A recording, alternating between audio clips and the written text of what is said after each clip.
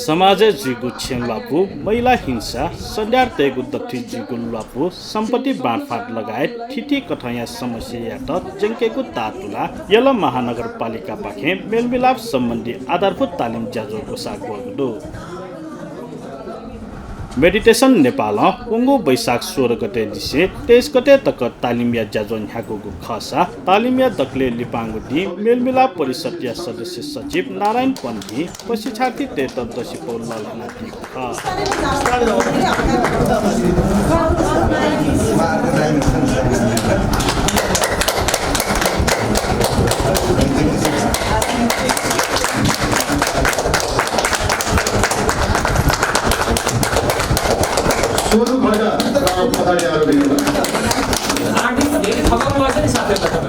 ज्याजोले प्रमुख प्रशिक्षक सन्तोष राणा मगर ठुगो तालिम पाखे प्रशिक्षार्थी तेस समाज बोलनीगु समस्या जङ्कित मध्यस्थ कर्तव्य भूमिका हिता समस्या समाधान न्याय ग्वाली जिगु थयादिला यो मेलमिलाप सम्बन्धी आधारभूत तालिम हाम्रो समस्या हाम्रै समाधान मुख्य हाम्रो समस्या हाम्रै समाधान भन्ने मूल उद्देश्यको साथ सञ्चालन भएको अस्ति भर्खरै नयाँ सालको पहिलो दोस्रो हप्ता 16 गतेदेखि आज 23 गतेसम्म यो 8 दिनको मेलमिलाप सम्बन्धी आधारभूत तालिम सञ्चालन भइरहेको छ र आज समापनको नजिक सङ्घारमा आइपुगेका छौँ।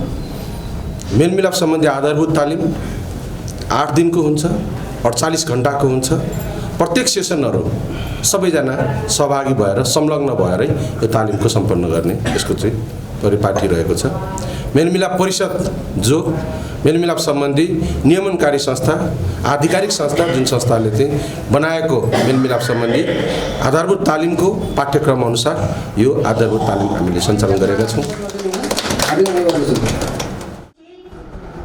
बोटी कापी प्रशिक्षार्थी तेसा ठुगु प्रशिक्षण थपिन त समाजै बोलना चुङ्गु समस्या समाधान या त आत्मविश्वास बोलनको थयादिला यो ट्रेनिङ भनेको इज भेरी इम्पोर्टेन्ट बिकज हाम्रो प्रशिक्षकको जीवन चाहिँ एकदम करिकर हो। अनि किन करिकर भन्दाखेरि यसको पनि हाम्रो चाहिँ महत्त्व छ। किन महत्त्व छ भन्दाखेरि यो चाहिँ 1 घण्टा हामीले तालिम नै लिनुपर्ने, अरूलाई चाहिँ घण्टा लिएन भने यु आर फेल, सर्टिफिकेट पाउँदैन। त्यस भनेपछि हामी साथीहरू सहपाठी साथीहरूमा के विद्यार्थी के उत्पन्न भयो, इट इज भेरी इम्पोर्टेन्ट। यो सर्टिफिकेट मात्र होइन नि, हामीले यहाँ बसेर 48 आवर्स हामीले ट्रेनिङ लिनुपर्ने भने यो ज्ञान भयो, यो सिप पनि हामीले सिक्यौँ। म आफै पनि 2009 सामाजिक क्षेत्रमा कार्य गर्दै आएको मान्छे हो। मैले पनि कमिटी स्टाफ लेभलमा नै पहिला काम गर्दै आएको थिएँ र त्यो बेलामा अक्सफाममा अक्सफाम भन्ने अर्गनाइजेसनबाट चाहिँ म के भन्छ यो विपद व्यवस्थापन मेन चाहिँ भुइँचालोको ट्रेनिङ दिएको थिएँ। म अलिकति ओपन दिन्छु है, मेरो लाइफमा चेन्ज भएको कुरा क्या। त्यो ट्रेनिङ लिने क्रममा मैले 4-5 वर्ष ट्रेनिङ लिएँ। त्यो ट्रेनिङ लिएँ ललितपुरमै हो त्यो भनिमण्डलमै।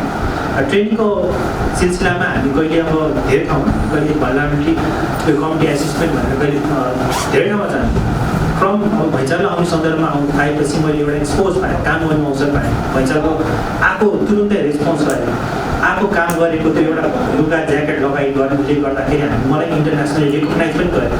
मेरो पोस्ट अक्सफामको सिओले हफिङटन पोस्टमा सेयर पनि गर्यो। भइसकेको हुनाले उहाँको आज्ञाले